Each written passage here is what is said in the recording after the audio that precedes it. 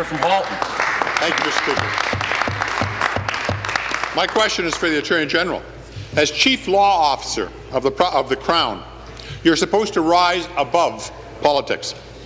Aren't you concerned about compromising your office by getting wrapped up in the Premier's scheme to gut the Public Inquiries Act so the Premier won't have to answer questions about the billion-dollar e-health scandal?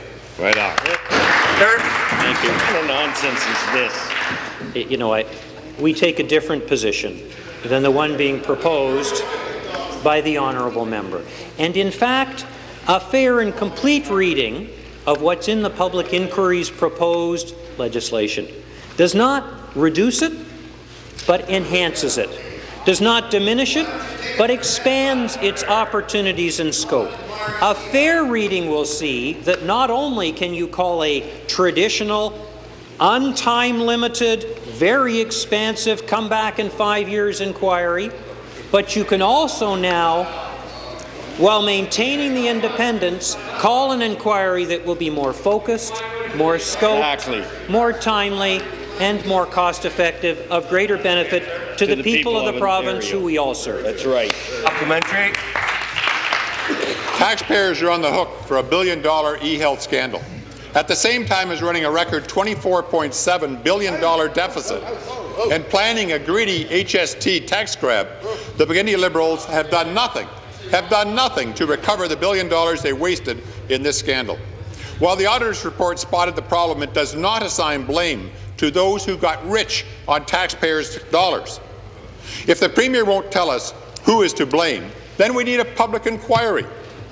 Are you gutting the Public Inquiry Act in an effort to block this necessary inquiry into the McGuinty Liberals' waste of taxpayers' dollars in the e-health scandal?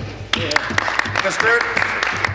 Well, first of all, Speaker, the member reminds us that we should all actually read the words of the auditor before reaching conclusions, where he said, "We saw no evidence of this."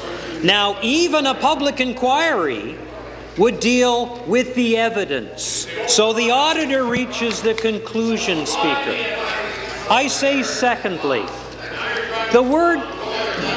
the suggestion that the proposed legislation would be less than what is there now is completely wrong. The proposed legislation, in fact, would not only be what we have, it would have additional scope. We want to deliver the people of Ontario what they need, when they need it, and the way they need it, and not have to spend too many millions of dollars. Thank you. Final supplementary. The new Act isn't just a bunch of amendments. It's a total rewrite of the existing Public Inquiries Act.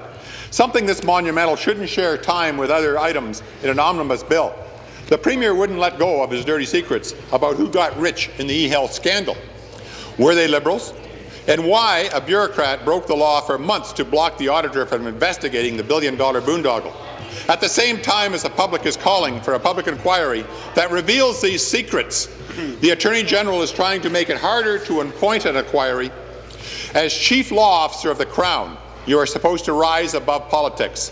Isn't the Attorney General in a conflict of interest? Minister. Well, as Chief Law Officer of the Crown, suggestions that people have broken the law in this House are not appropriate and should be withdrawn by that member. Completely wrong. We have a rule of law in this province and in this country that needs to be respected, even within the House that makes the laws. It's completely wrong and completely inappropriate. He calls. It's 10 times bigger than Gonley. 10 times bigger. Let's have an inquiry.